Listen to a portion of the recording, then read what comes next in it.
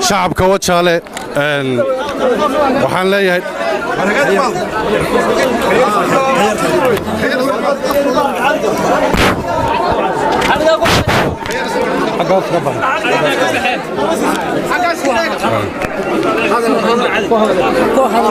waayahay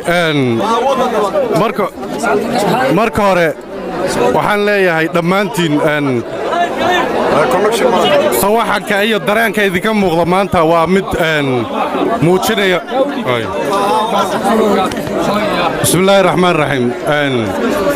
shacabka wajaale marka hore waxaan leeyahay aad iyo aad baan idiin salaamaya waxaan idinku salaamayaa salaanta islaamka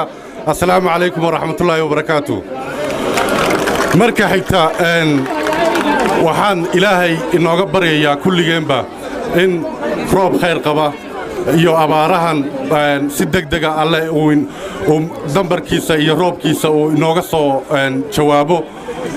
inana siiyo marka xiga waxaan leeyahay sida aad guddoomiyihiinna aad u soo dhowayseen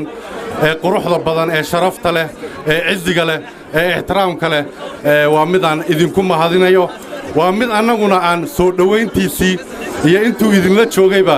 jacaylka iyo wanaagga aad u muujinayseen mid la mid aan u muujinayna intuu martida noo aha haddana waa kolley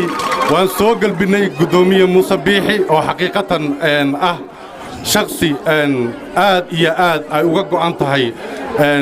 somalilan mustaqbalkeeda iyo shacabkeeda iyo dadkeedaba inuu meel sare u gaadhsiiyo kolley aad baan u sheekaysannay himilooyinkiisuna ma aha mid saacadiyo daqiiqada lagu soo koobi karo marka waxaan ilaahay uga rajaynayaa saaxiibkay muusena inuu guusha hagarsiiyo oo guulaysto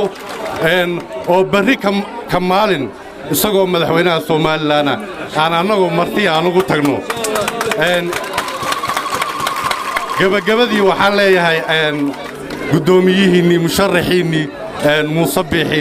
waan soo dhowaynay waan idin soo gaadhsiinnay wassalaamu calaykum waraxmatullaahi wabarakaatu